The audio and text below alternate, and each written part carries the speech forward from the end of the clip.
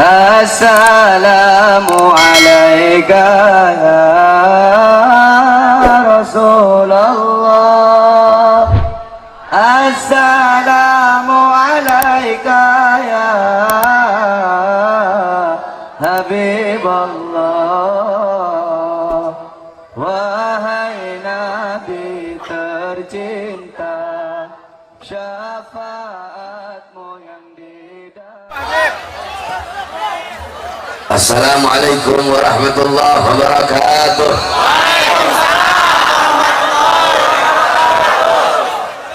Bismillahirrahmanirrahim.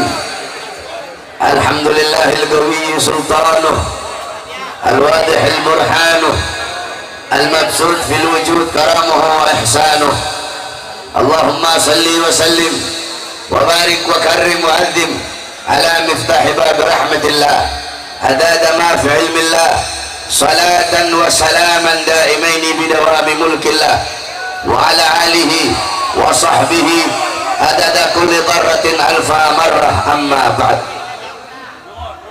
Yang saya cintai, yang saya muliakan, para alim ulama, para habaib, para kiai, para asatid, para tokoh masyarakat, para aparat pemerintah, wabil khusus guru kita Abuya Kiai Haji Uci, yang saya cintai, yang saya muliakan, guru kita Al-Ustadz Afung, yang saya cintai, yang saya muliakan, guru kita Al-Habib Hasan Al-Kaf, beserta seluruh para habaib dan alim ulama yang lain, wabil khusus seluruh hadirin hadirat, bapak-bapak, ibu-ibu, khususnya para pemuda-pemudi sekalian, para santri-santri sekalian, umat baginda Nabi besar Muhammad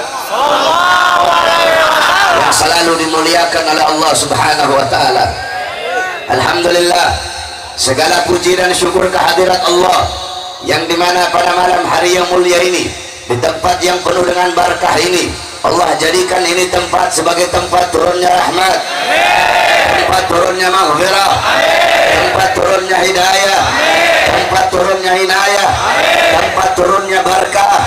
Allah ampuni dosa-dosa kita yang telah lalu, yang akan datang, yang tampak, yang tidak tampak, yang besar, yang kecil. Sebab duduknya kita di ini majelis mendapatkan keberkahan dan keutamaan daripada majelis Maulid Agung baginda Nabi besar Muhammad sallallahu alaihi wasallam. Saudara-saudara sekalian yang dimuliakan oleh Allah, pada malam hari yang mulia ini, kalian duduk di ini majelis, lidah kalian basah dengan bersalawat kepada baginda Nabi besar Muhammad sallallahu alaihi wasallam. Kalian duduk di ini majelis untuk memuliakan, mengagungkan, memuji baginda agung Nabi besar Muhammad. Qala Rasul sallallahu alaihi wasallam, man shalla alayya salatan sallallahu alaihi biha asyara. Barang siapa yang bersalawat kepada aku 1 kali, maka Allah bersalawat kepadanya 10 kali. Salawat dari Allah adalah rahmat. Engkau punya salawat kepada Nabi, dibawa oleh malaikat di hadapan kuburnya Nabi Muhammad. Malaikat berkata, ya Rasulullah, fulan bin fulan bersalawat kepadamu ya Rasulullah. Ya Rasulullah, fulanah binti fulan bersalawat kepadamu ya Rasulullah. Kata Rasulullah, bawa salawat mereka menghadap Allah. Dibawa engkau punya salawat menghadap Allah. Malaikat berkata, ya Allah, fulan bin fulan, fulan bin fulan, fulanah binti fulan, mereka bersalawat kepada kekasihmu Muhammad. Apa kata Allah? Akan aku jadikan dari setiap 1 huruf dari salawat yang mereka baca, 1 huruf dari 1 salawat yang mereka baca. Contoh, engkau bersalawat, ya Rabbi salli ala Muhammad, ya Rabbi salli alaihi wasallim. Ya Rabbi, ya 1 huruf, alif 1 huruf, ra 1 huruf, ba 1 huruf, ya 1 huruf. Ya Rabbi 5 huruf. Dari setiap 1 huruf, kata Allah, aku ciptakan 360 malaikat yang memiliki 360 kepala. Setiap kepala memiliki 360 wajah. Setiap wajah memiliki 360 mulut. Setiap mulut memiliki 360 lidah, yang dimana malaikat ini akan bersujud kepadaku sampai datangnya hari kiamat. Dia memohon ampun atas dosa-dosa orang yang bersalawat tersebut, dan malaikat ini tidak akan mengangkat kepalanya sebelum aku mengampuni dosa-dosa orang-orang yang bersalawat tersebut. Mudah-mudahan dengan duduknya kita di ini majelis, tidak kita pulang dari ini majelis kecuali Allah ampuni seluruh dosa-dosa kita. Amin amin ya rabbal alamin. Maka berbahagialah, beruntunglah bagi orang-orang yang ketika disebut nama Nabi Muhammad mereka bersolawat kepada Rasulullah Sallallahu Alaihi Wasallam. Dalam riwayat diceritakan pernah satu waktu di zaman Nabi ada seekor kijang yang diburu oleh seorang pemburu. Ketika itu pemburu dapat ini kijang, dia bawa ini kijang mau bawa pulang ke rumah. Tiba-tiba dia lewat di hadapan Nabi Muhammad. Dengan izin Allah, kijang tersebut berkata kepada Nabi, "Ya Rasulullah, tadi aku sedang mencari makan, anak-anakku di sarang sedang menungguku, aku ingin menyusui anak-anakku ya Rasulullah." Tiba-tiba pemburu ini dia menangkapku, "Ya Rasulullah, tolong bilang kepada dia agar dia melepaskan aku sesaat. Aku ingin pulang ke kandang untuk memberi minum anak-anakku. Setelah itu aku akan kembali lagi kepadanya ya Rasulullah." Kata Rasulullah, "Wahai kijang, bagaimana kalau engkau tidak kembali?" Kijang tersebut menjawab, "Kalau aku tidak kembali, kalau aku ingkar kepada janjiku ya Rasulullah, maka aku ridha, aku rela dilaknat oleh Allah sebagaimana Allah melaknat orang-orang yang ketika disebutkan namamu mereka tidak mau bersalawat kepadamu ya Rasulullah." Maka ketika disebutkan nama Nabi Muhammad, bersalawatlah kita kepada beliau. Saudara-saudara, kalian duduk di ini majelis, bersalawat kepada Nabi, memuji Nabi, memuliakan Nabi, mengagungkan Nabi.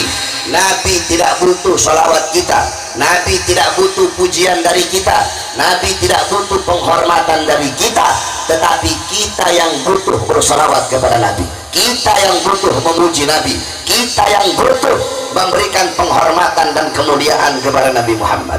Kalian duduk di sini memuliakan Nabi, mengagungkan Nabi, memuji Nabi, bersalawat kepada Nabi, itu tidak akan menambahkan kemuliaan Nabi.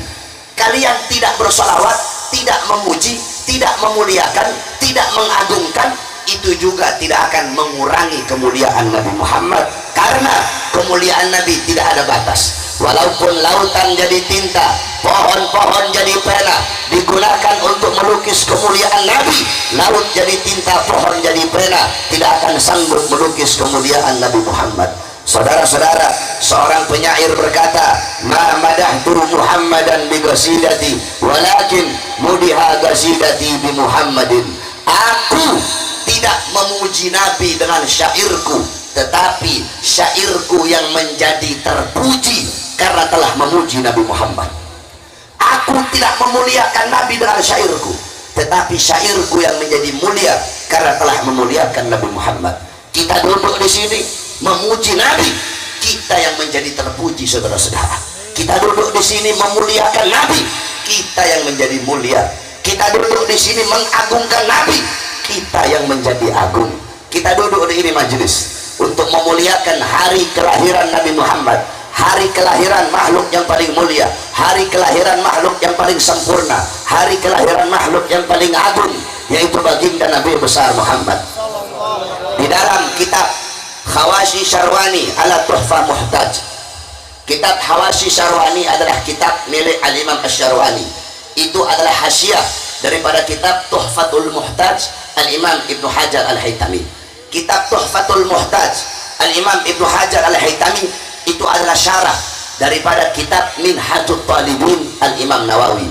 Di dalam kitab Hawashi Syarwani dijelaskan, dikatakan, "Wa anna afdhalal layal Lailatul Maulidis Syarif, thumma Lailatul Qadar, thumma Lailatul Jum'ah, thumma Lailatul Isra."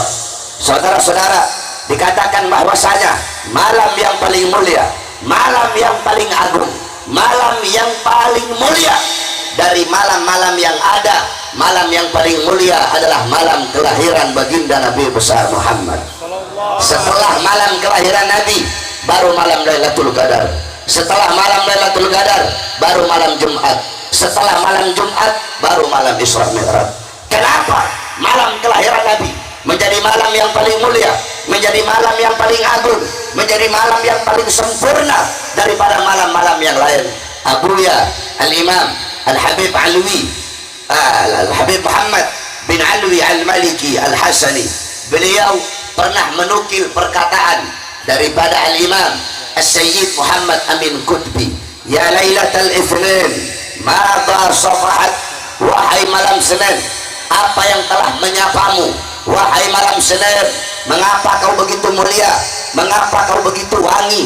Mengapa kau begitu agung? Mengapa kau begitu luhur? Wahai malam Senin, engkau menjadi mulia, engkau menjadi agung, engkau menjadi wangi, engkau menjadi luhur, karena pada mula lahir makhluk yang mulia, makhluk yang agung, makhluk yang wangi, makhluk yang suci, yaitu baginda Nabi besar Muhammad sallallahu alaihi wasallam. Saudara-saudara, Al-Imam Qastallani dalam kitab beliau menjelaskan bahwasanya malam Maulid, malam kelahiran Nabi, kenapa lebih mulia dari malam Lailatul Qadar?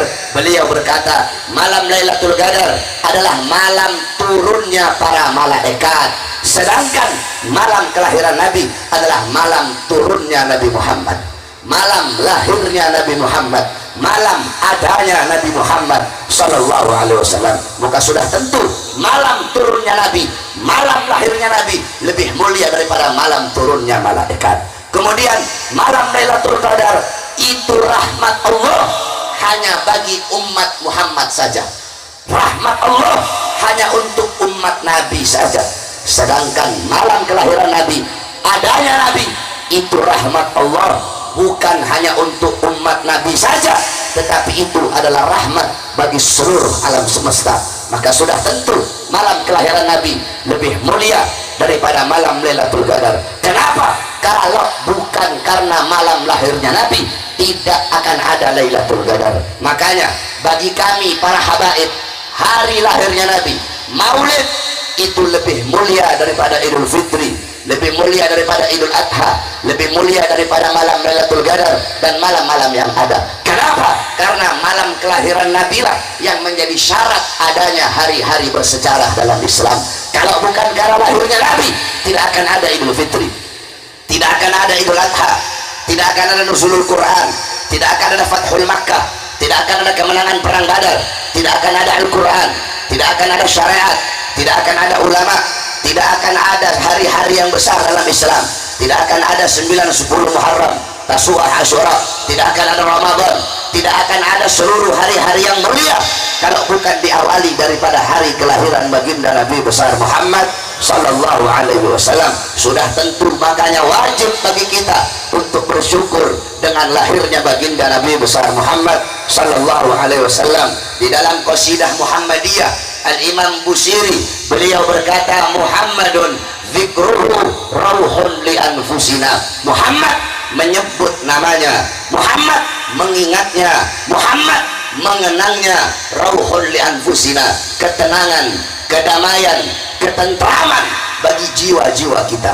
Jangankan menyebut nama Nabi Muhammad, Al-Habib Abu Bakar Al-Adani di dalam diwannya, di dalam qasidahnya, beliau berkata bahwasanya menyebut nama Al-Imam Sultan Al-Habib Abdullah bin Abu Bakar Al-Idrus bisa menjernihkan hati, apalagi menyebut nama baginda Nabi besar Muhammad sallallahu alaihi wasallam. Wa dzikrul idrusil kutub ajla anil qalbus sada lisadiqin.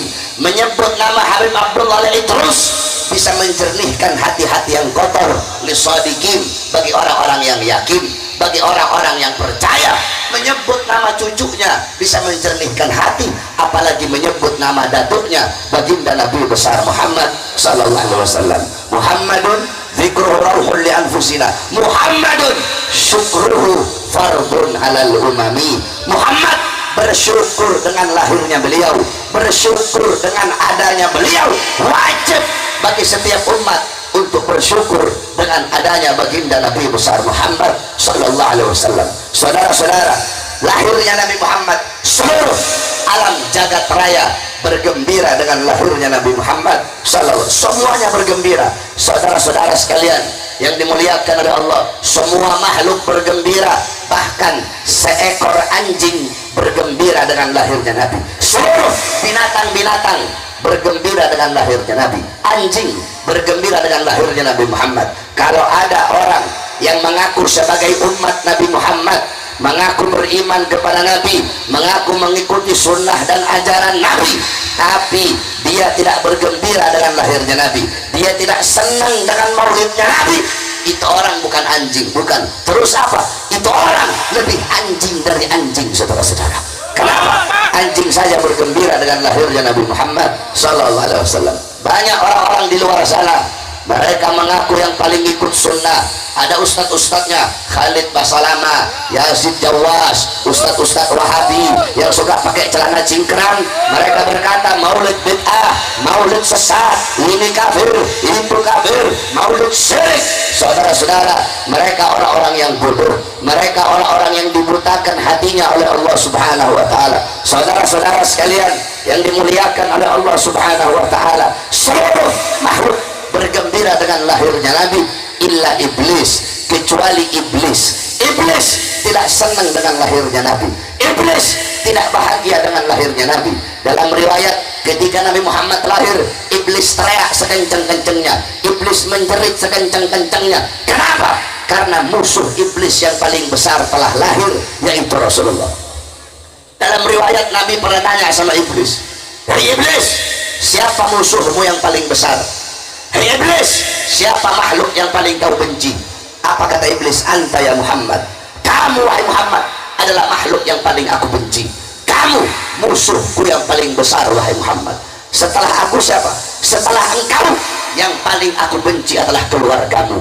Yang paling aku benci adalah anak cucumu wahai Muhammad. Saya tanya kepada seluruh hadirin, para habaib adalah anak cucu Nabi Muhammad. Berarti kalau ada yang benci habaib, siapa itu orang? Jawab sama-sama yang keras. Kalau ada yang benci habaib, berarti siapa? Al-Habib Rizik bin Husain bin Syihab, beliau seorang cucu Nabi Muhammad yang berjuang mempertahankan agama datuknya. Kalau ada yang benci beliau, berarti siapa itu orang? Kalau ada yang perangi beliau, berarti siapa itu orang? Kalau ada yang caci maki beliau, berarti siapa itu orang? Kalau ada yang zalimi beliau, berarti siapa itu orang? Kalau ada yang ingin penjarakan beliau, berarti siapa itu orang? Kalau ada yang kriminalisasi beliau, berarti siapa itu orang? Iblis, saudara-saudara. Tidak ada seseorang yang benci kepada dzurriyyah Nabi kecuali itu orang adalah iblis. Nah, saudara-saudara, iblis tidak senang dengan lahirnya Nabi. Berarti kalau ada orang golongan yang tidak suka dengan lahirnya Nabi, tidak bahagia dengan lahirnya Nabi, berarti apa itu orang? Apa itu golongan? Iblis, saudara-saudara. Kalian duduk di sini untuk bergembira dengan lahirnya Nabi, bersyukur dengan lahirnya Nabi. Siapa yang suruh kita bersyukur? Siapa yang suruh kita bergembira dengan lahirnya Nabi? Yang suruh bukan ustadz, yang suruh bukan kiai, yang suruh bukan habaib, yang suruh bukan Bahar bin Smith, yang suruh bukan Abu Yauci, yang suruh bukan Habib Rizik, yang suruh bukan ulama, bukan nabi, bukan rasul, bukan malaikat. Siapa yang suruh kita bergembira dengan lahirnya Nabi? Yang suruh Allah Subhanahu wa taala. Di dalam Al-Quran Allah berfirman, "Qul bifadlillah wa birahmati fabidzalika falyafrahu." Katakanlah, dengan karunia Allah dan dengan rahmat Allah, maka dengan karunia dan rahmat tersebut hendaklah mereka bergembira, hendaklah saya bergembira, hendaklah kalian bergembira, hendaklah kita bergembira dengan adanya karunia dan rahmat Allah. Pertanyaannya, apa, siapa karunia dan rahmat Allah? Tafsir ada dua, ada tafsir bil ma'thur, ada tafsir bil dirayah. Tafsir bil ma'thur adalah menafsirkan ayat Al-Quran dengan ayat yang lain yang ada dalam Al-Quran. Di dalam kitab tafsir Ma'alimut Tanzil Al-Imam Baghawi, kami para habaib itu semua tafsir kami pelajari, akan tetapi yang paling kami berpegangan kepada tafsir Ma'alimut Tanzil Al-Imam Baghawi. Semua kami baca, Jami' Ahkam, Jalalain, akan tetapi kalau khusus tafsir itu yang paling kami pakai Ma'alimut Tanzil karangan Al-Imam Baghawi. Karena bagi para habaib, ummahatul din arbah, pokok-pokok agama itu ada 4 di dalam 4 fan ilmu. Fil fikih minhajut talibin, di dalam ilmu fikih kitab minhajut talibin Al-Imam An-Nawawi. Fil hadis Bukhari Muslim. Fil tafsir, dalam kitab tafsir, dalam ilmu tafsir Ma'alimut Tanzil Al-Imam Baghawi. Fil ragaib, dalam ilmu tasawuf Ihya Ulumuddin lil Imam Ghazali. Nah, di dalam kitab Ma'alimut Tanzil Al-Imam Baghawi, dalam kitab tafsir Jalalain Al-Imam Jalaluddin Al-Mahalli yang diteruskan oleh Al-Imam Jalaluddin As-Suyuti, dalam tafsir Jami' Al-Ahkam Al-Imam Qurtubi, dalam tafsir Madarikut Tanzil Al-Imam An-Nasafi, dalam tafsir Anwarut Tanzil Al-Imam Baydawi, dalam tafsir Jami'ul Bayan Al-Imam Ibnu Jarir At-Tabari, dijelaskan bahwasanya rahmat Allah di dalam ayat tersebut adalah baginda Nabi besar Muhammad. Sebagaimana dalam ayat yang lain Allah berfirman, wa ma arsalnaka illa rahmatan lil alamin, tidak aku utus engkau wahai Muhammad kecuali engkau adalah rahmat bagi seluruh alam semesta. Terus apa karunia Allah? Karunia Allah, para ulama berbeda pendapat. Sebagian ulama berkata karunia Allah yang paling besar adalah Al-Quran. Sebagian ulama berkata karunia Allah yang paling besar adalah ilmu. Sebagian lagi ulama berkata karunia Allah yang paling besar adalah akal, sebab akal adalah tempatnya ilmu. Jadi berbeda pendapat antara para ulama. Nah, dengan adanya ilmu, dengan adanya akal, dengan adanya Al-Quran sebagai karunia Allah, dan dengan adanya Nabi Muhammad sebagai rahmat Allah, maka hendaklah bagi kita bergembira dan bersyukur dengan adanya baginda Nabi besar Muhammad sallallahu alaihi wasallam. Saudara-saudara sekalian yang dimuliakan oleh Allah, kamu tahu Sayyidina Abbas, beliau pernah bermimpi berjumpa dengan Abu Lahab. Abu Lahab diazab dan disiksa dalam neraka illa yaumul itsnin, kecuali hari Senin. Setiap hari Senin dari selah-selah jarinya itu keluar air sehingga dia bisa minum dari air tersebut. Sayyidina Abbas tanya, wahai Abu Lahab, kenapa setiap hari Senin Allah ringankan azab dan siksamu dari jari-jarimu keluar air? Apa kata Abu Lahab? Apa kata Abu Lahab? Karena aku pernah bergembira dengan lahirnya Muhammad. Ketika Muhammad lahir, aku punya budak namanya Suwaibah. Suwaibah datang bawa kabar kelahiran Muhammad. Wahai Abu Lahab, ponakanmu telah lahir, laki-laki yang sangat tampan. Aku senang, aku gembira dengan lahirnya ponakanku. Makanya aku bebaskan Suwaibah, aku merdekakan. Jadi adat istiadat orang Arab, kalau ada yang datang bawa kabar gembira atau ada yang puji mereka, mereka akan memuliakan orang yang datang bawa kabar tersebut. Nah, Abu Lahab dia muliakan Suwaibah dengan apa? Dengan dimerdekakan Suwaibah. Karena kegembiraanku yang sesaat atas lahirnya Muhammad, karena inilah Allah ringankan azab dan siksaku setiap hari Senin. Saudara-saudara, itu Abu Lahab yang jelas-jelas masuk neraka, tetapi setiap hari Senin Allah ringankan azab dan siksanya karena bergembira dengan lahirnya Nabi. Bagaimana dengan kita, umat Nabi Muhammad yang beriman kepada Nabi, yang cinta kepada Nabi, yang mengikuti sunnah-sunnah Nabi? Kalau kita bergembira seumur hidupnya kita, setiap hembusan nafasnya kita dengan lahirnya baginda Nabi besar Muhammad sallallahu alaihi wasallam. Saudara-saudara sekalian yang dimuliakan oleh Allah, kita duduk di sini untuk merayakan kelahiran Nabi Muhammad. Mungkin kalau kalian bertanya kepada ustadz-ustadz, kiai-kiai, habaib-habaib, ustadz, kiai, habib, siapa yang pertama kali merayakan maulid, mungkin mereka akan menjawab Salahuddin Al-Ayyubi atau Imam Fulan, Imam Fulan, Imam Fulan. Tapi kalau kalian bertanya kepada saya, siapa yang pertama kali merayakan kelahiran Nabi, akan saya jawab Allah subhanahu wa ta'ala yang pertama kali merayakan kelahiran Nabi Muhammad. Nanti saya jelaskan. Nah, saudara-saudara, banyak orang-orang di luar sana mengatakan maulid ini bid'ah. Saudara-saudara, kalau dilihat zahiriyah aja, ya maulid ini bid'ah zahirnya. Tetapi apa-apa yang ada di dalam peringatan maulid itu bukanlah sesuatu yang bid'ah. Saya tanya kepada engkau semua, kalian duduk di ini majelis maulid menuntut ilmunya Allah. Nanti Buya Uci beliau sampaikan ilmu, beliau sampaikan nasihat, para habaib, para kiai kasih ilmu kepada orang-orang yang hadir duduk di majelis maulid. Kalian menuntut ilmunya Allah. Apakah menuntut ilmunya Allah sesuatu yang bid'ah? Tidak, saudara-saudara. Kalian duduk di majelis maulid mengenang Nabi Muhammad, mengingat Nabi Muhammad, dibacakan maulid, dibacakan sirah, dibacakan tarikhnya Nabi. Para muarrikhin, para ulama ahli tarikh, beliau membuat kitab sirahnya Nabi, kitab tarikh sejarahnya Nabi. Al-Imam Ibnu Jarir At-Tabari, Al-Imam Az-Zahabi, Syekh Yusuf bin Ismail An-Nabhani, Al-Imam Suyuti. Ada yang berupa kitab, ada yang berupa gawafi.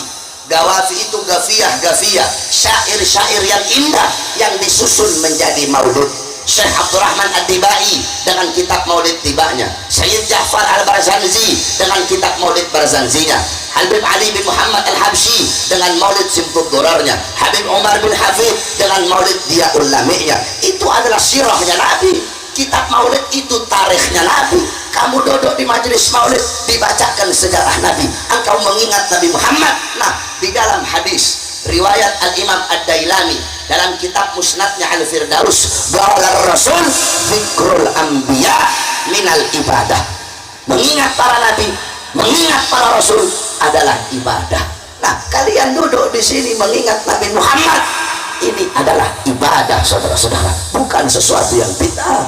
Kalian duduk di sini menyambung tali silaturahmi, qala Rasul silul arham, sambunglah tali persaudaraan, kata Nabi. Kalian duduk di sini menyambung tali persaudaraan, menyambung tali silaturahmi. Apakah menyambung tali silaturahmi sesuatu yang bid'ah? Tidak. Jadi zahiriyahnya bid'ah hasanah, tetapi apa-apa yang ada di dalam itu bukanlah sesuatu yang bid'ah. Maksudnya, tujuan daripada diadakan maulid itu bukanlah sesuatu yang bid'ah. Kalian duduk di sini bergembira dengan lahirnya Nabi. Makanya Abu Yamaliki bilang, apa kata Abu Yamaliki? Kalau ada orang yang bertanya, itu Ustaz Opung ngapain sih bikin-bikin maulid? Kalau ada orang yang bertanya seperti itu, seakan-akan dia bertanya, ngapain sih itu Ustaz bergembira dengan lahirnya Nabi Muhammad? Jadi kalau ada orang yang bertanya, ngapain sih ngerayain maulid? Ngapain sih bikin acara maulid? Seakan-akan dia bertanya, ngapain sih kamu gembira dengan lahirnya Nabi Muhammad? Tidak pantas pertanyaan seperti itu keluar dari lidah seseorang yang mengaku sebagai umat Nabi Muhammad, saudara-saudara. Nah, hakikat intisari daripada maulid itu adalah memuliakan dan mengagungkan kelahiran Nabi. Nah, yang pertama kali memuliakan dan mengagungkan kelahiran Nabi itu Allah. Jadi yang pertama kali merayakan kelahiran Nabi Allah. Saudara-saudara, kalau cara kita merayakan kelahiran Nabi, duduk di sini, baca maulid, baca sirah Nabi, bersolawat, mendengarkan nasihat ulama, pulang bawa ilmu manfaat, itu caranya kita. Allah punya cara sendiri untuk merayakan, memuliakan, mengagungkan kelahiran Nabi Muhammad SAW. Bagaimana cara Allah memuliakan dan mengagungkan kelahiran Nabi? Saya kasih kepada kamu. Pertama, kamu tahu waktu sahar sepertiga malam. Sepertiga malam itu menjadi saatul ijabah, menjadi waktu dikabulkan doa. Allah turun ke langit dunia, Allah menyeru, hal min taibin, hal min mustaghfirin. Adakah yang mau bertobat? Aku terima tobatnya. Ada yang minta ampun? Aku ampuni dosanya. Setiap waktu sahar sepertiga malam, kecuali hari Jumat, kecuali malam Jumat. Kalau malam Jumat dari ba'da maghrib sampai sepertiga malam itu saatul ijabah. Di hari-hari yang lain saatul ijabah adalah sepertiga malam. Nah, para ulama berkata, kenapa sepertiga malam itu menjadi waktu dikabulkan doa? Para ulama menjawab, karena Nabi Muhammad dilahirkan di sepertiga malam, sehingga Allah muliakan saat-saat kelahiran Nabi menjadi saat-saat dikabulkan doa oleh Allah. Allah muliakan waktu kelahiran Nabi menjadi waktu yang dikabulkan doa oleh Allah. Andaikan Nabi lahirnya ba'da duhur, ya ba'da duhur jadi saatul ijabah. Andaikan Nabi lahir ba'da asar, ya ba'da asar menjadi saatul ijabah. Karena Nabi Muhammad lahir sepertiga malam, Allah muliakan sepertiga malam menjadi waktu dikabulkan doa oleh Allah. Kenapa? Takriman. Kenapa? Tasyrifan. Untuk memuliakan. Itu adalah pemuliaan, itu adalah pengagungan, itu adalah penghormatan atas hari lahirnya baginda Nabi besar Muhammad sallallahu alaihi wasallam. Itu yang pertama. Yang kedua, Wulida sallallahu alaihi wasallam yaumul itsnin. Wulida sallallahu alaihi wasallam yaumul itsnin 12 min syahr Rabiul Awal. Nabi Muhammad lahir pada hari Senin tanggal 12 bulan Rabiul Awal amul fil, tahun gajah. Wa summiya ama wiladati amal fil, dan dinamakan tahun kelahiran Nabi itu tahun gajah. Li'anna malikal Habasya, karena raja Habasya itu mengutus siapa? Jaisan, tentara. Wa kana fi filun adim, tentara yang ada pada mereka itu membawa gajah-gajah yang besar. Untuk apa? Lihat mil Ka'bah, untuk menghancurkan Ka'bah. Fa'ahlaqallahul jaish, kemudian Allah hancurkan tentara gajah tersebut. Allah utus burung ababil, satu ekor burung bawa 3 buah batu, satu batu di mulut, satu batu di kaki kanan, satu batu di kaki kiri. Itu burung lemparkan itu batu, jatuh di atas kepala tentara gajah, tembus sampai kaki. Allah hancurkan tentara gajah di hari lahirnya Nabi. Kenapa? Untuk memuliakan dan mengagungkan kelahiran baginda Nabi besar Muhammad. Begitu cara Allah merayakan kelahiran Nabi. Sebelum Nabi Muhammad lahir, sumur-sumur kering. Di hari lahirnya Nabi, Allah pancarkan air dari sumur-sumur yang kering. Kenapa kok di hari lahir Nabi? Padahal sebelum Nabi lahir bisa saja Allah keluarkan air dari sumur yang kering. Kenapa di hari lahir Nabi? Untuk memuliakan dan mengagungkan hari kelahiran Nabi Muhammad. Sebelum Nabi lahir, pohon-pohon kurma kering. Di hari lahir Nabi, pohon-pohon kurma yang kering bertumbuh daun-daun dan bunganya, daun-daunnya, buahnya bertumbuh. Kenapa kok di hari lahir Nabi? Padahal bisa saja sebelum Nabi lahir. Kenapa di hari lahir Nabi? Untuk memuliakan dan mengagungkan kelahiran Nabi Muhammad. Api Majusi di hari lahir Nabi padam. Api Majusi yang selama ribuan tahun tidak pernah padam, dipadamkan oleh Allah di hari lahirnya Nabi. Kenapa kok di hari lahir Nabi? Padahal bisa saja sebelum Nabi lahir. Kenapa kok harus di hari lahirnya Nabi? Untuk memuliakan dan mengagungkan hari lahirnya Nabi Muhammad. Tiang-tiang istana Romawi diruntuhkan oleh Allah di hari lahir Nabi. Kenapa bukan sebelum Nabi lahir? Untuk memuliakan dan mengagungkan kelahiran Nabi Muhammad. Allah utus 4 arwah wanita mulia untuk menemani Sayyidatuna Aminah ketika akan melahirkan Nabi Muhammad, sebagaimana yang dijelaskan oleh Al-Imam Al-Qurtubi. Kenapa Allah utus Sayyidatuna Hawa, Sayyidatuna Asiyah, Sayyidatuna Maryam, Sayyidatuna Sarah? 4 arwah wanita mulia Allah utus untuk menemani Sayyidatuna Aminah. Ketika ini 4 arwah datang, mereka berkata, wahai Aminah, engkau wanita paling beruntung di bumi, engkau wanita paling beruntung di langit, karena engkau yang Allah pilih rahimmu melahirkan makhluk paling mulia, yaitu Rasulullah. Kenapa Allah utus 4 arwah wanita mulia ini di hari lahir Nabi untuk menemani Sayyidatuna Aminah, untuk memuliakan dan mengagungkan kelahiran baginda Nabi besar Muhammad. Nah, saudara-saudara, Nabi Muhammad lahir beliau, Allah memuliakan, Allah mengagungkan. Kita siapa kok tidak mau memuliakan dan mengagungkan kelahiran baginda Nabi besar Muhammad sallallahu alaihi wasallam? Oleh karena itu, saudara-saudara sekalian yang dimuliakan oleh Allah, setiap orang yang hadir di majelis maulid Nabi Muhammad pasti hadir. Kalian tidak bisa melihat Nabi, tapi yakini Nabi Muhammad melihat kehadiran kalian duduk di sini memuliakan hari lahirnya. Jangan kalian kira Nabi Muhammad tidak ada, jangan kalian kira Nabi Muhammad tidak hadir.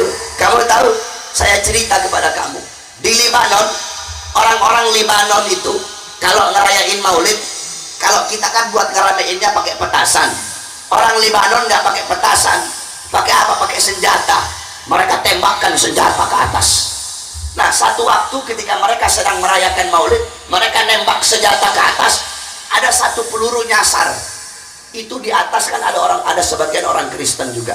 Nah, ini peluru nyasar di kepalanya satu anak Kristen. Nyasar pelurunya.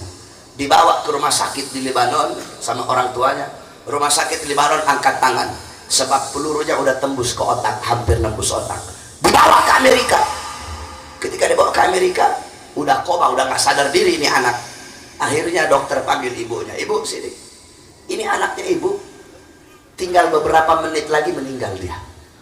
Udah tidak bisa diselamatkan sebab pelurunya udah mau nembus otak. Tiba-tiba ibunya ini Kristen ini, tiba-tiba dia teriak, "Hei Muhammad, di mana kamu wahai Muhammad? Coba kamu lihat, gara-gara umatmu ngerayain maulidmu, mereka tembakan senjata ke atas, pelurunya nyasar di kepala anak saya. Tanggung jawab kamu wahai Muhammad, lihat kelakuan umat kamu. Ayo tanggung jawab wahai Muhammad." Teriak-teriak ibunya. Tiba-tiba ibunya masuk ke ruangan, pengen lihat anaknya untuk terakhir kali. Tiba-tiba saudara-saudara, anaknya ini bangun, langsung bangun. Anaknya bilang, "Ibu, tutup itu pintu ibu, jangan biarkan itu orang keluar ibu." "Siapa?" "Itu tadi Muhammad datang ke sini ibu, dia usap saya punya kepala ibu."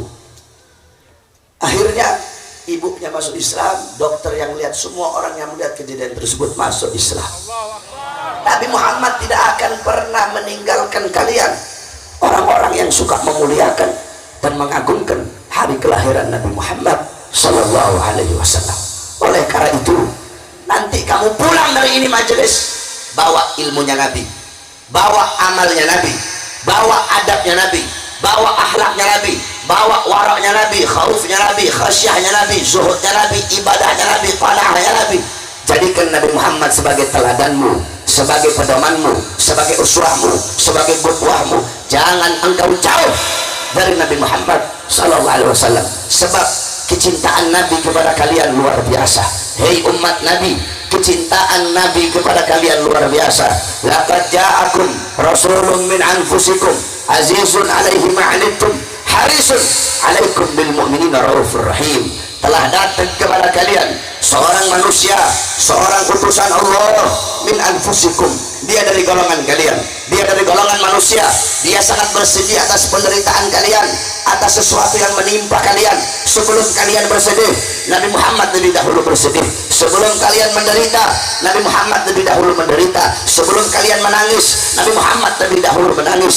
Harisun alaikum, dia menjaga kalian, menjaga akidah kalian, menjaga sholat kalian, agar kalian tidak menyimpang dari jalan Allah. Bil mu'minin raufur rahim, kepada orang-orang yang beriman Nabi sangat cinta, Nabi sangat sayang. Nabi mencintai kalian sebelum kalian mencintainya. Nabi menyayangi kalian sebelum kalian menyayanginya. Nabi mengingat kalian sebelum kalian mengingatnya. Tidakkah kau tahu bagaimana kasih sayang Nabi kepadamu? Nabi Muhammad seorang manusia yang gigi-gigi gerahamnya rontok demi kalian sebagai umat. Beliau seorang manusia, pipinya tertusuk tulang tembus sampai ke sebelah demi kalian sebagai umat. Beliau berdakwah pagi, siang, sore, malam, kehujanan, kepanasan, berdarah. Demi siapa? Demi kalian sebagai umat. Beliau seorang manusia, wajah sucinya pernah dilempar dengan kotoran onta.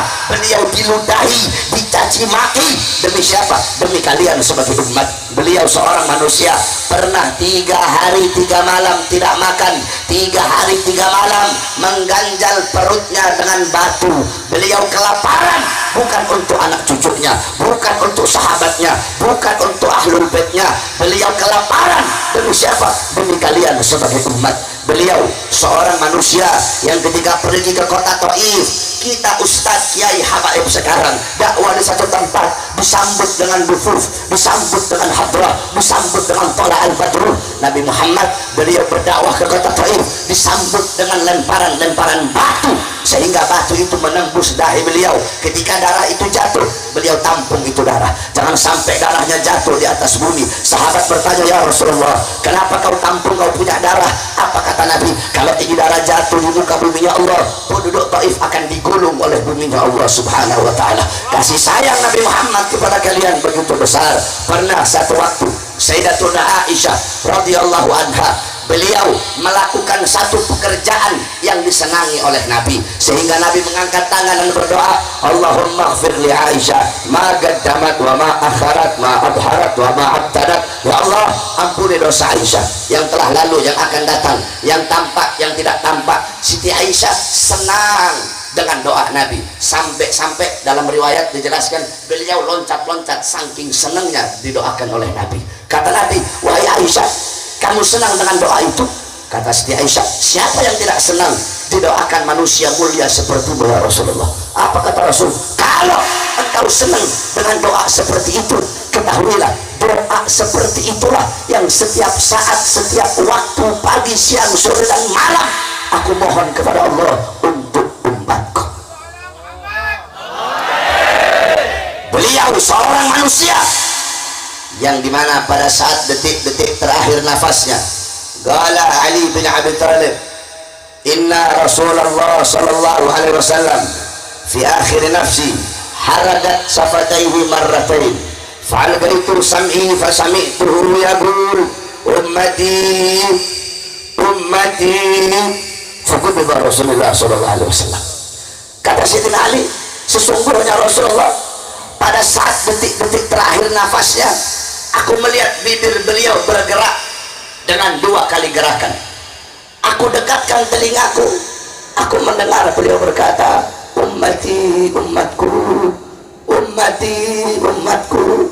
Saudara-saudara, ketika itu Allah berkata kepada Israel, wahai Israel, sampaikan kepada Muhammad, aku beri dia 2 pilihan, apakah dia memilihku atau memilih dunia. Kalau dia memilihku, sampaikan kepadanya, hari ini akan datang kematiannya. Kalau dia memilih dunia, akan aku panjangkan umurnya. Turun Israel mengucapkan salam, assalamualaikum ya Rasulullah. Pintu rumah dibuka oleh Sayyidatuna Fatimah. Siapa engkau? Aku yang memisahkan anak dengan orang tua, aku yang memisahkan orang tua dengan anak, aku yang menjadikan anak-anak menjadi yatim, aku yang menjadikan istri-istri menjadi janda, aku yang meramaikan kuburan, aku pemisah antara kehidupan dan kematian. Aku adalah maut. Aku datang ke sini atas perintah Tuhanku untuk mencabut nyawa kekasihnya, yaitu Rasulullah. Siti Fatimah pergi menangis di pangkuan ayahnya. Kata Rasulullah, jangan kau bersedih wahai Fatimah, engkau adalah manusia yang pertama kali akan menyusulku, dan engkau manusia yang pertama kali kelak akan menemuiku di surganya Allah subhanahu wa ta'ala. Masuk Israel, saudara-saudara. Israel berkata, ya Rasulullah, aku datang kemari atas perintah Allah, memberikan kepada engkau 2 pilihan. Apa kata Jibril? Aku datang bersama Israel membawakan 2 pilihan, apakah engkau memilih Allah atau memilih dunia? Kata Nabi Muhammad, tentu aku memilih Allah. Dunia bukanlah kehidupan yang sebenarnya bagiku. Wahai Israel, cabutlah nyawaku. Ketika akan dicabut, Nabi Muhammad berkata, tunggu dulu, aku belum puas meninggalkan umatku karena belum diberi jaminan oleh Allah subhanahu wa ta'ala. Pergi lagi Jibril menghadap Allah. Fa'auhallahu ta'ala ala Jibril, ya Jibril basyirhu, innahu awwalu nasin kharijun min al-ardi idha bu'isu, innahu awwalu nasin kharijun min al-ardi idha bu'isu, wa sayyiduhum idha jami'u, fabashirhu innal jannah muharramatun alal umam qabla an tadkhuluha ummatuh. Wahai Jibril, sampaikan kepada Muhammad, dia manusia yang pertama kali akan aku bangkitkan dari dalam kubur. Dia manusia yang menjadi pemimpin seluruh manusia ketika itu. Dan katakan kepadanya, jaminan dariku, sorga aku haramkan untuk dimasuki oleh umat manapun sebelum sorga dimasuki oleh umatnya. Ini jaminan dariku. Akhirnya turun Jibril. Rasulullah berkata, cabut nyawaku wahai Israel. Dicabut nyawa Nabi Muhammad, dicabut nyawa tersebut. Ketika Allah masukkan ruh, itu dari kepala. Ketika dicabut ruh, itu dari kaki. Ya, dalam kitab Kasyaf Ulum Ruh dijelaskan itu. Jadi ruh itu masuk dari kepala, keluar itu dari kaki, baru ke kepala. Dicabut nyawa Nabi Muhammad. Ketika nyawa itu sampai di sini, Nabi Muhammad mendesah. Ditarik lagi nyawa Nabi. Nabi berkata, ya Khalili Israel, wahai kekasihku Israel, apakah seperti ini rasa sakit dicabut nyawa? Iya ya Rasulullah, seperti inilah rasa sakit dicabut nyawa. Di sebelah kanan Nabi ada sebuah piring kecil, cawan kecil berisi air. Beliau letakkan tangan kanannya, beliau usap keringat-keringat yang jatuh. Beliau berkata, wahai Israel, apakah rasa sakit seperti ini juga yang nanti akan dialami oleh umatku? Israel berkata, ya Rasulullah, rasa sakit seperti ini juga yang nanti akan dialami oleh umat. Mendengar itu Nabi Muhammad menangis, saudara-saudara. Itu tangisan terakhir Rasulullah. Itu tangisan terakhir Nabi Muhammad. Beliau membuat doa yang terakhir, membuat permohonan yang terakhir kepada Allah. Beliau angkat tangan dan berdoa, Allahumma khaffif ala ummati fi sakratil maut. Ya Allah, ringankanlah sakratul maut umatku. Ya Allah, aku nabi mereka, aku pemimpin mereka, berikan rasa sakit sakratul maut mereka kepada aku. Ya Allah, biar aku menanggung rasa sakit umatku. Ya Allah, mereka tidak akan kuat, mereka tidak akan sanggup. Ya Allah, aku nabi mereka, biarkan aku menanggung seluruh rasa sakit sakratul maut umatku. Ya Allah, apa yang telah kita lakukan untuk Nabi? Apa yang telah kita korbankan untuk Nabi? Perhatian Nabi kepada kita begitu luar biasa, saudara-saudara. Kelak di akhirat, bisa kalian mendatangi Nabi Adam. Nabi Adam berkata nafsi nafsi. Kalian mendatangi Nabi Musa, Nabi Musa berkata nafsi nafsi. Kalian mendatangi Nabi Ibrahim, nafsi nafsi. Kalian mendatangi Nabi Isa, nafsi nafsi. Seluruh Nabi menjawab nafsi nafsi. Pada hari itu bapak ibu kalian tidak bisa menolong kalian, tidak ada yang bisa menolong kalian kecuali syafaat Nabi Muhammad. Pada saat itu yang bingung ke sana kemari adalah Nabi Muhammad, yang bersujud di bawah arsy adalah Nabi Muhammad. Untuk apa? Untuk kalian sebagai umat. Kecintaan Nabi kepada kalian luar biasa. Oleh karena itu saudara-saudara, khususnya para anak-anak muda, di sini paling banyak hadir anak-anak muda, maka saya wasiatkan kepada engkau, wahai anak-anak muda, ini wasiatku kepada kalian, jadilah kalian anak-anak muda Nabi Muhammad. Jadilah kalian anak-anak muda yang rela mengorbankan jiwa, nyawa, dan darah untuk Nabi Muhammad. Wahai anak-anak muda, jadilah kalian pejuang-pejuang Nabi Muhammad. Wahai anak-anak muda, jadilah kalian anak-anak muda yang meneruskan perjuangan Nabi Muhammad. Wahai anak-anak muda, jadilah kalian anak-anak muda yang selalu mengibarkan panji-panji dan bendera Nabi Muhammad. Wahai anak-anak muda, jadilah kalian anak-anak muda yang menjadi penyambung lidah baginda Nabi besar Muhammad. Wahai anak-anak muda, jadilah kalian penjaga Al-Quran, penjaga syariat Nabi Muhammad. Wahai anak-anak muda, jadilah kalian pewaris keilmuan Nabi Muhammad. Wahai para anak-anak muda, jadilah kalian anak-anak muda yang baik, anak-anak muda yang taat, anak-anak muda yang patuh, anak-anak muda yang selalu sejalan dengan Al-Quran. Kita anak-anak muda zaman sekarang semakin hari semakin jauh daripada Al-Quran. Kita lebih sibuk main Facebook, lebih sibuk main Twitter, sibuk dengan media sosial, sehingga engkau lupa dengan Al-Quran. Kalau nanti engkau pulang ke rumah, Al-Quran kamu berabu, Al-Quran kamu penuh dengan tanah, penuh dengan debu, engkau pantas dikatakan sebagai orang mati, saudara-saudara. Pantas ditakdirkan 4 kali. Lihat bagaimana kesibukan para ulama salaf terdahulu dengan Al-Quran. Kalau kamu pengen tahu bagaimana kesibukan ulama salaf dengan Al-Quran, kamu bercermin bagaimana kesibukan kamu pada masa sekarang ini, bagaimana kesibukan kamu terhadap HP. Seperti itulah kesibukan ulama salaf terdahulu dengan Al-Quran. Kalau kamu bangun tidur pegang HP, ulama salaf bangun tidur pegang Quran. Kalau kamu mau makan sambil pegang HP, ulama salaf mau makan sambil pegang Quran.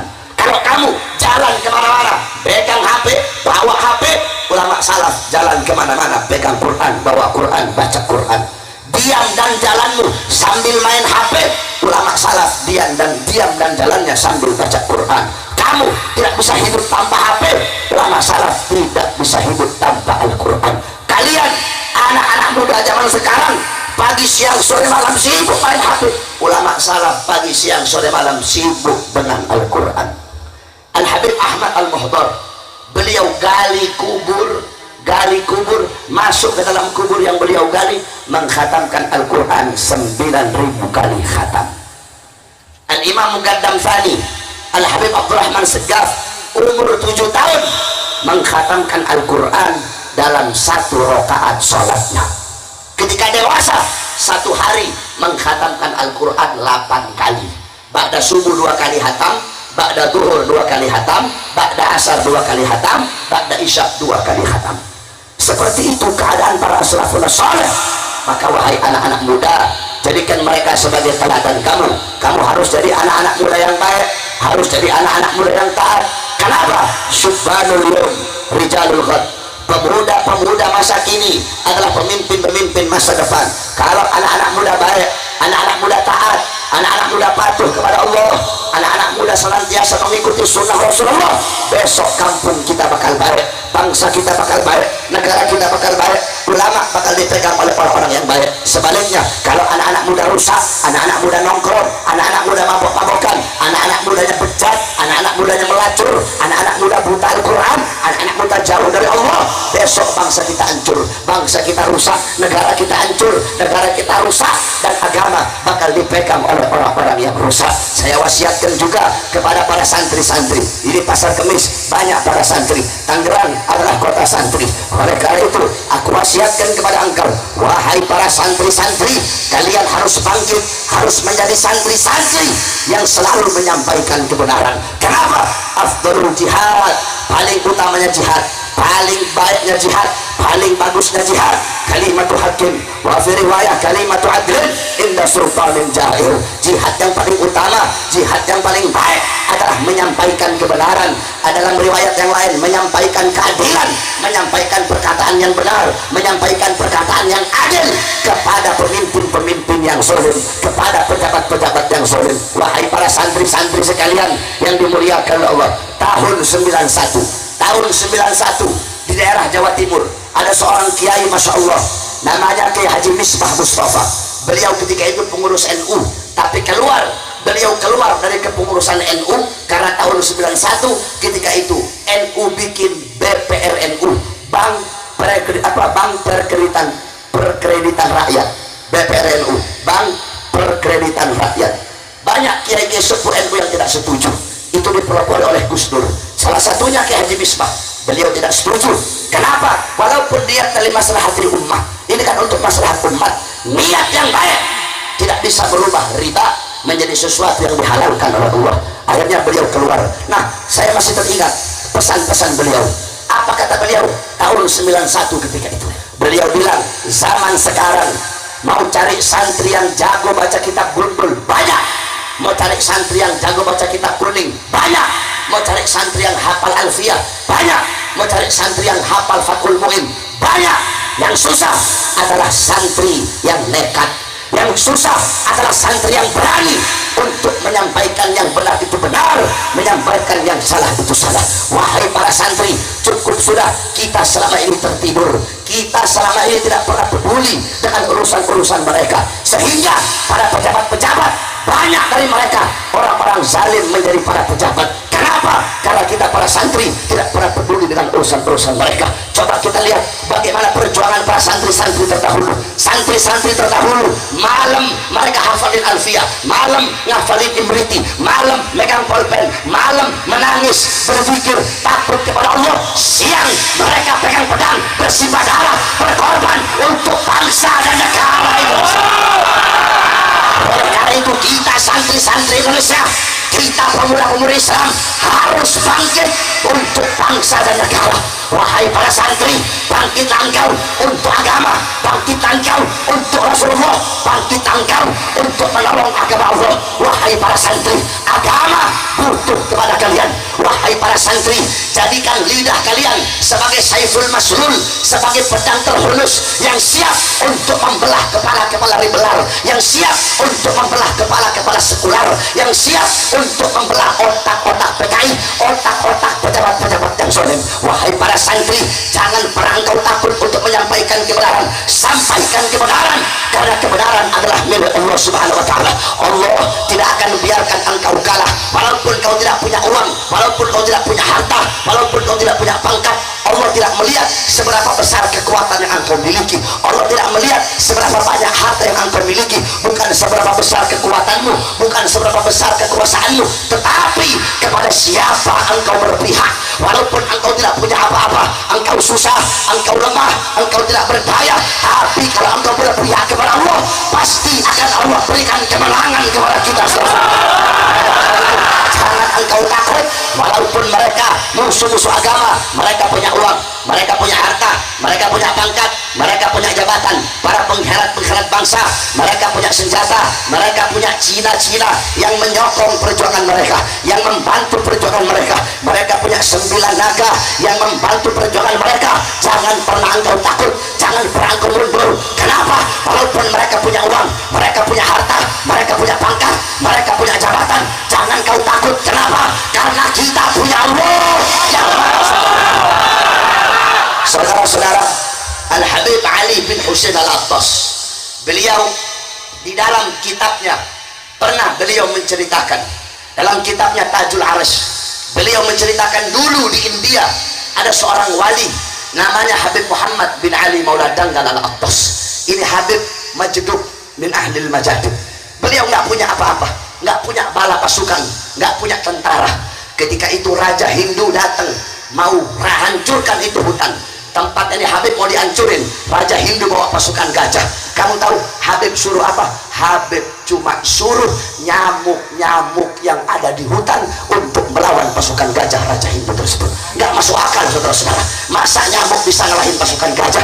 Tetapi di sini bukan seberapa besar kekuatan yang kau miliki, tapi kepada siapa kau berpihak, pasti akan Allah berikan kemenangan. Oleh karena itu, wahai para santri, sampaikan kebenaran, jangan pernah kau takut. Sampaikan kebenaran walaupun lidah kamu harus dipotong. Sampaikan kebenaran walaupun kau harus dipenjara. Sampaikan kebenaran walaupun engkau harus mati karenanya. Sampaikan kebenaran walaupun engkau dituduh teroris. Sampaikan kebenaran walaupun engkau dituduh radikal. Sampaikan kebenaran walaupun engkau dituduh intoleran. Apapun julukan, cap apapun, sebutan apapun yang disematkan kepada kalian, jangan pernah kalian takut, jangan pernah kalian mundur. Wahai para santri-santri, ahlan wa sahlan kepada guru kita Abu Yauji.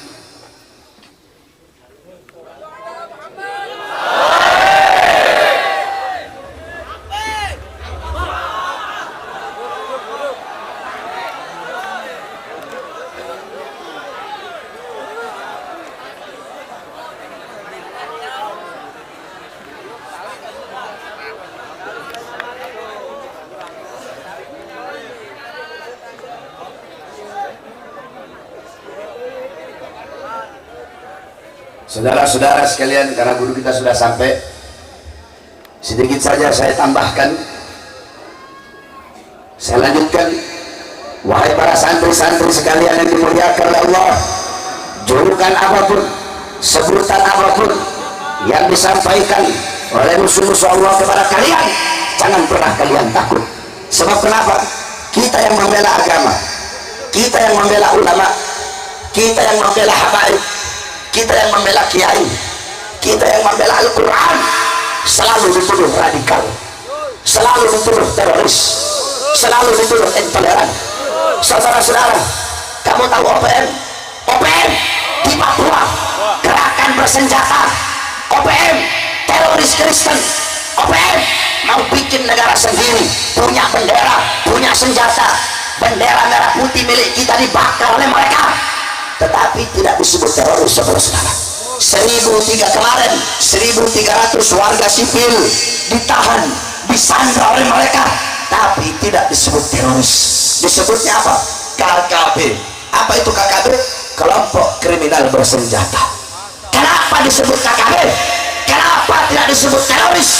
Satu jawabannya, karena mereka bukan muslim. Saudara-saudara, andaikan mereka pakai songkok, pakai peci, andaikan mereka itu bawa bendera la ilaha illallah Muhammad Rasulullah, andaikan mereka itu mengucapkan Allahu Akbar, pasti langsung dituduh teroris.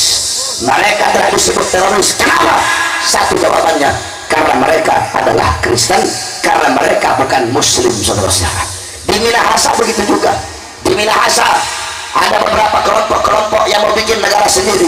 Mereka tidak disebut teroris. Kenapa? Satu jawabannya, karena mereka bukan muslim. Oleh karena itu, wahai umat Islam, wahai pemuda-pemudi muslim, wahai para santri, apapun kalimat yang disematkan kepada kalian, kalau membela agama Allah, kalau membela Rasulullah, kalau membela Al-Quran, kalian bilang kami teroris. Jadi kalian para musuh-musuh agama, para musuh-musuh bangsa, kami bela Allah, kami bela Islam, kalian tuduh kami teroris. Jikalau membela agama Allah, membela Islam, membela Quran, kalian bilang kami teroris. Hei penduduk langit, hei penduduk bumi, saksikanlah demi Allah bahwa kami adalah teroris. Jikalau membela agama Allah, membela Al-Quran, membela ulama, kalian bilang kami radikal, saksikanlah hei penduduk langit,